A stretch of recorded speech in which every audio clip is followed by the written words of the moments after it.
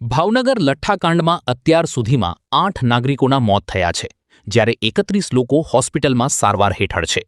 સમગ્ર કેસની તપાસ હવે સ્ટેટ મોનિટરિંગ સેલ SMCને સોંપવામાં આવી છે. કેસમાં અત્યાર સુધીમાં 13 આરોપીઓ ઝડપાયા છે અને તેમના રિમાન્ડની પ્રક્રિયા ચાલી રહી છે.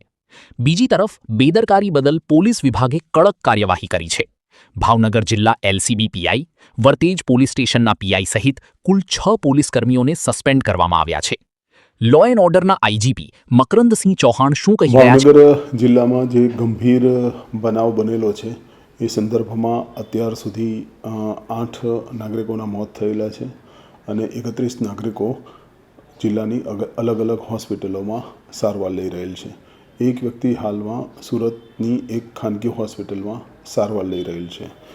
આ સંદર્ભમાં ભાવનગર જિલ્લાના SP તરફથી વર્તેજ પોલીસ સ્ટેશનના ડી સ્ટાફના 3 કર્મચારીઓને સસ્પેન્ડ કરવામાં આવેલા છે. સ્થાનિક જે બીટ જમાદાર છે એમને પણ સસ્પેન્ડ કરવામાં આવેલા છે અને આ ઉપરાંત નીલમબાગ પોલીસ સ્ટેશનના એક મહિલા જમાદાર કક્ષાના અધિકારીને પણ સસ્પેન્ડ કરવામાં આવેલા છે. રાંજાજી ભાવનગર તરફથી વર્તેજ પોલીસ સ્ટેશનના PI ભઢેરિયાને સસ્પેન્ડ કરવામાં આવેલા છે.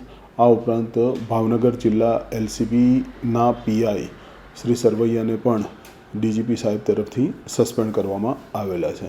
આ સંદર્ભમાં ભરતનગર પોલીસ સ્ટેશન ખાતે પણ અમોદ તપાસ શરૂ થયેલી છે અને વર્તેજ પોલીસ સ્ટેશન ખાતે પણ આ અમોદ દાખલ કરવામાં આવ્યું હતું. DGP સાહેબના આદેશ બાદ આ ગુનાની તપાસ SMC દ્વારા કરવામાં આવી રહી છે અને હાલમાં કુલ 13 આરોપીઓના रिमांड मेरवानी प्रक्रिया हाथ धरवामा आवेली है. ऐसे ही अन्य खबरों के लिए चैनल को सब्सक्राइब कीजिए. खबरों का नोटिफिकेशन पाने के लिए बेल आइकॉन को जरूर दबाएं.